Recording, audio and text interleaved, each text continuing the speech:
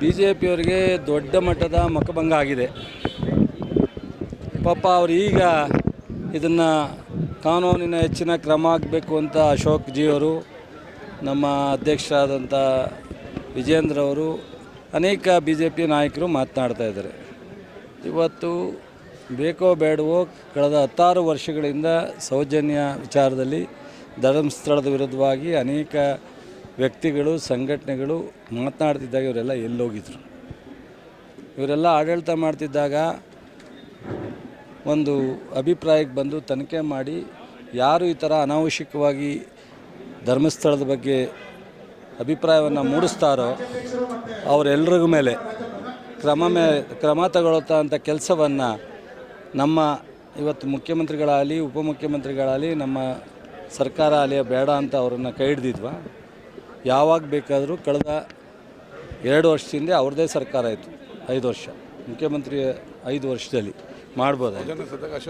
ಸೌಜನ್ಯ ಸವಾದಾಗ ಗೃಹ ಸಚಿವ ಅಶೋಕ್ ಅವತ್ತೇ ತನಿಖೆ ಮಾಡಿ ಇದನ್ನು ಒಂದು ಅಂಥ ನಮ್ಮ ರಾಜ್ಯದಲ್ಲಿ ಯಾವುದಾದ್ರು ತಿರುಪತಿ ಬಿಟ್ಟರೆ ಅತ್ಯಂತ ಭಕ್ತರು ಮತ್ತು ಭಾವನೆ ಇರ್ತಕ್ಕಂಥದ್ದು ಧರ್ಮಸ್ಥಳದ ವಿಚಾರದಲ್ಲಿ ಇಷ್ಟೊಂದು ಚರ್ಚೆ ಆಗಲಿಕ್ಕೆ ಬಿಟ್ಟದ್ದು ಮಹಾ ಅಪರಾಧ ಬಿ ಜೆ ಪಿಯವರ ಸರ್ಕಾರದ ನಡವಳಿಕೆ. ಇವತ್ತು ಆ ಒಂದು SIT ಮಾಡಿದಾಗ ಯಾರೂ ಬೇಡ ಅಂತ ಹೇಳಲಿಲ್ಲ, ಬಾಯಿ ಮುಚ್ಕೊಂಡು ಸುಮ್ಮನಿದ್ದು ಬಿಟ್ರು. SIT ಮಾಡಿ ಒಂದಷ್ಟು ದಿವಸ ಆದಮೇಲೆ ಲಾಭ ಪಡ್ಕೊಳ್ಳಿಕ್ಕೆ ಹೋದರು. ರಾಜಕೀಯವಾದಂಥ ಲಾಭ ಪಡ್ಕೊಳ್ಳಿಕ್ಕೆ ಬಿ ಜೆ ಪಿಯ ಎಲ್ಲ ಲೀಡರ್ಗಳು ಸಹ ಪ್ರಯತ್ನ ಮಾಡಿದ್ರು.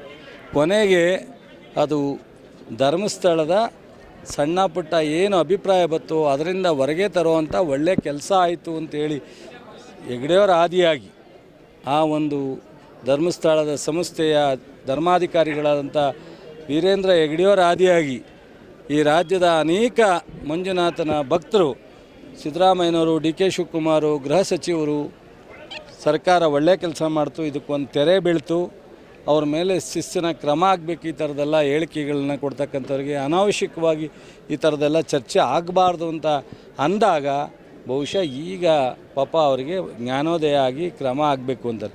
ಕ್ರಮನ ಮಾಡೇ ತೀರ್ತೀವಿ. ಇಂಥ ಯಾವುದೇ ಧಾರ್ಮಿಕ ಸ್ಥಳಗಳ ಮೇಲೆ ಅನಾವಶ್ಯಕವಾಗಿ ಈ ಥರದನ್ನು ಮಾತಾಡಲಿಕ್ಕೆ ನಮ್ಮ ಸರ್ಕಾರ ಬಿಡಲ್ಲ. ಪ್ರಾರಂಭದಲ್ಲಿ ನಮ್ಮದೇ ತಪ್ಪು ಅಂತೇಳಿ ಏನು ಬಿಂಬಿಸೋವಂಥ ಪ್ರಯತ್ನ ಮಾಡಿದ್ರು.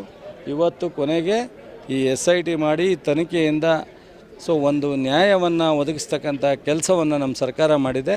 ಇದಕ್ಕೆ ಇನ್ನು ಮುಂದಾದರೂ ಬಿ ಜೆ ಪಿಯವರು ರಾಜಕಾರಣ ಮಾಡದ ಧರ್ಮ ಮತ್ತು ಸಂಸ್ಥೆಗಳ ಮತ್ತು ಈ ಥರದ ಇದರಲ್ಲಿ ಬಿಟ್ಟು ನೇರವಾಗಿ ರಾಜಕಾರಣ ಮಾಡಲಿ ಅಂತೇಳಿ ಅವರಿಗೆ ನಿಮ್ಮ ಮೂಲಕ ವಿನಂತಿ. ಇಲ್ಲಿವರೆಗೆ NI ಯಾಕೆ ವಹಿಸಬಾರ್ದಾಯಿತು?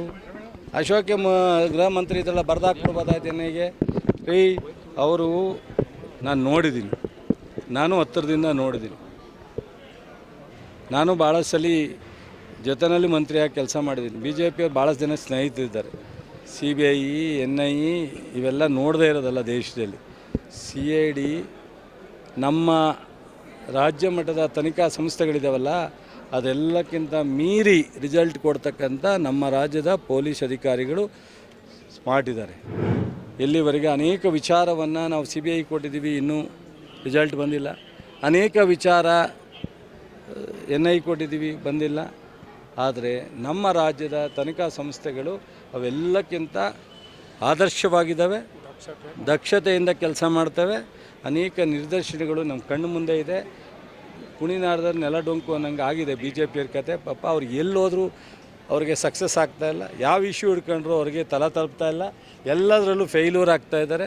ಅದರಿಂದ ಈ ಥರ ಮಾತನಾಡ್ತಾ ಇದ್ದಾರೆ. ಪಾಪ ನನಗೂ ಅಯ್ಯೋ ಅನಿಸುತ್ತೆ. ನಡ್ರಿ ಬೇರೆ ವಿಚಾರ ಅಯ್ಯೋ ಕೊಡಲಿ, ಬೇಡ ಅಂದರೆ ಏನು ಕೆಲಸ ಇಲ್ಲದಾಗ ಹೋರಾಟನೇ ಮಾಡ್ಬೇಕು. ಅವ್ರು ರಾಜಕಾರಣ ಮಾಡೋಕೆ ಇನ್ನೇನು ಮಾಡೋಕ್ಕಾಗತ್ತೆ?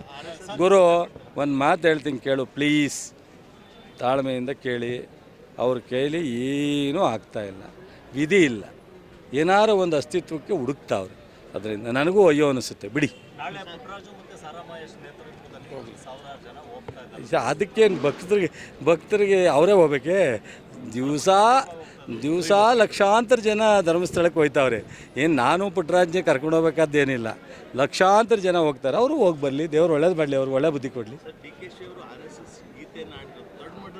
ಅಲ್ಲಪ್ಪ, ಡಿ ಕೆ ಶಿವಕುಮಾರು ಒಬ್ಬರು ಹಿಂದೂ, ಇವರು ನಾವೇ ಹಿಂದೂ ಅದಕ್ಕೆ ಡಿ ಕೆ ಶಿವಕುಮಾರ್ ಅವ್ರಿಗೆ ಇವರೆಲ್ಲರಿಗಿಂತ ಹಿಂದುತ್ವದ ಬಗ್ಗೆ ಗೌರವ, ಹಿಂದೂ ದೇವಸ್ಥಾನಗಳಿಗೆ ಗೌರವ, ಜನರ ಬಗ್ಗೆ ಗೌರವ ಇರ್ತಕ್ಕಂಥದ್ದು ನಮಗೇನೆ. ನಾವು ಎಲ್ಲರೂ ಸಮಾನವಾಗಿ ನೋಡ್ತೀವಿ.